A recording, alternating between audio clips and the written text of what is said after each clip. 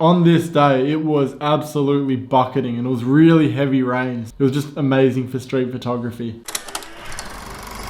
Being an artist, whether you're a photographer, videographer, whatever sort of artist you are, over the years of you doing that artwork, whatever it is, you're going to get better at it. I'm interested today in seeing what my photos were like back when I was first starting photography and my first sort of couple of photography trips. So the photos that we're going to be going through today, they're from when Mike and I went on our first ever trip together. We went to Sydney. We were about, I think we were 16 years old. I'm just interested in seeing my style of photos back then compared to where I am now. So let's jump into Lightroom. I think this was my first ever time at doing product photography. I remember there was a stage where everyone was just getting sent watches from all these different companies. So this was on a rooftop, right? And I was like, yes, there's gonna be heaps of bokeh here. I wanted fairy lights to be wrapped around the hand so that it would create even more bokeh, but it just looks weird. Like, that's something I noticed that I've improved on is my focus. So a lot more of my photos are in focus, and I think that's just because I use manual focus a lot more now as opposed to back then I would only use autofocus. Like, look at that, the watch isn't even in focus. I really like the detail here we've got in the wood.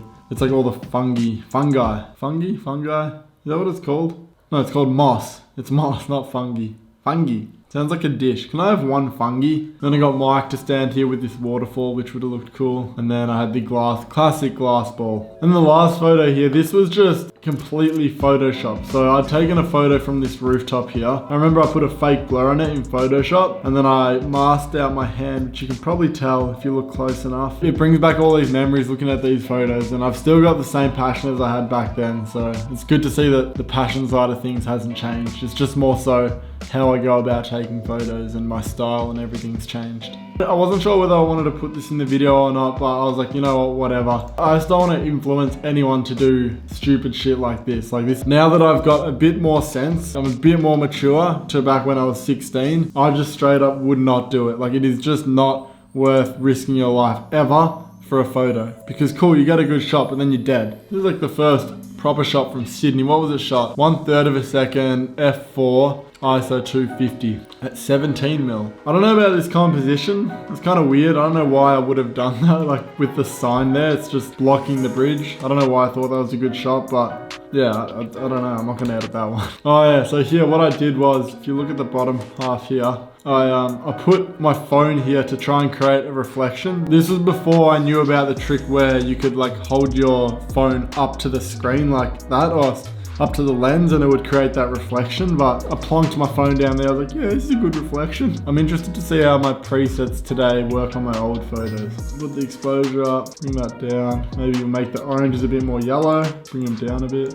Luminance down. Before, after. Mike used to have this 15 to 35 from Tamron. It was hectic lens, so wide, and you could get these really cool lookups. I was standing back and I was watching Mike take this photo, and I was like, this is kind of a cool shot, taking a photo of someone taking a photo. There's something about photos of cameras that just looks so sick. I think it's cool how you can sort of see on the screen here as well what the photo looks like. Chuck a preset on it. I might bring the temperature down a little bit. I like to make my night photos look a bit more cold and a bit more blue, and I do that by just going to the temperature here and just sliding it down. It just gives it that cool sort of eerie vibe. Oh, okay, so here I was trying to get this shot of my feet. I'd seen these Instagrammers, I think at Inciting on Instagram. He used to do these photos, I don't know if he still does them, where he takes photos of his dope shoes with like a look down shot. Oh, here we are. This is a photo, look at Mike. Look at him, he's just like, he's being risen. We're trying to get a levitation shot of Mike here, but I don't think the edit ever worked because I couldn't figure out how to get the shadow right. Like, see how there's Mike's shadow here? It just didn't look realistic. This was still when we're in Sydney, and this guy here, he's actually still a photographer now. His name is Matt, but his Instagram name is @etched. He's a super clean photographer. Like, he took us to this abandoned house thing here. I don't even know what it was, something abandoned, but it had really cool wooden and brick interiors, and someone had graffitied this sort of sun looking thing here, which I think the sign preset will work well on this photo. There's it before. Yeah, this shot's sick. I'll press R, I'll crop it to 4:5, press X to switch that back, double tap L on the keyboard to make everything go dark so I can recompose this shot. I actually like it like that a bit more. Oh, this was funny. We're trying to get some hectic shot of this sparkler, but it wasn't dark enough.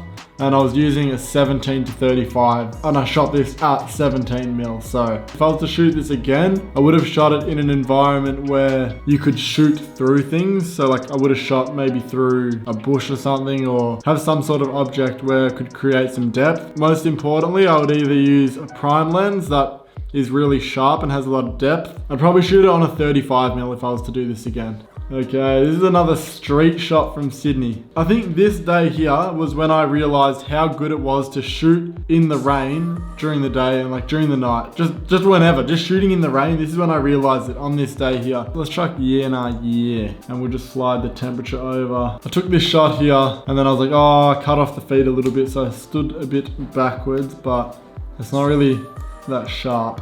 I don't even know where it's focused on. I think I was focused on the building, I think. I'd love to see this shot on like a Sigma 35mm f1.4. That would just be so sharp. Oh, this is actually kind of a cool shot. Look, at 1/500th of a second, you can still see the rain still got motion blur. Like on this day, it was absolutely bucketing and it was really heavy rains. It was just amazing for street photography. If you're still watching this video and you've never shot in the rain, I hope these photos can just inspire you to just go out and shoot. Obviously, social distancing, I don't know where you're from, if you're even allowed out to shoot, but even in your backyard, if it's raining in your backyard, just do some raining photography. Put a plastic bag around your lens or hold an umbrella so that your camera doesn't get wet and break, but definitely try some rain photography whilst you're in isolation because it's so much fun. I realize like when I speak sometimes I got my eyebrows all the way up. I'm speaking like this, I'm like, you gotta do it. Anyway, oh, here's Mike, baby Mike and Sarah Mizuki. What's she eating?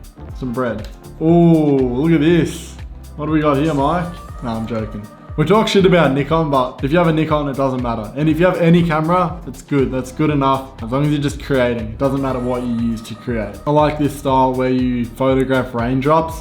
This can look really cool at night. If I was to redo this again, I would shoot it at night, maybe with some neon lights behind it. It's kind of like that oil and water photography video that I did. It's cool to see how I've progressed as a photographer. One thing I've noticed is my lens selection. Like now I'm able to use more lenses. I've made some money through photography. I can afford to buy different lenses and experiment. Also the composition as well. I think a lot more about how I want the photo to look, and I can almost picture the end result when I'm trying to take the photo. Like I almost take the photo with the edit in mind, but that just comes over time. Also, all these photos were edited using my Lightroom presets. So if you're bored in quarantine and you want to try some new editing styles, I've linked the presets down below in the link. I've linked the presets in the link. They're inside. No, I'm joking. They're in the description below. That's all from me today. As always, don't think, just do.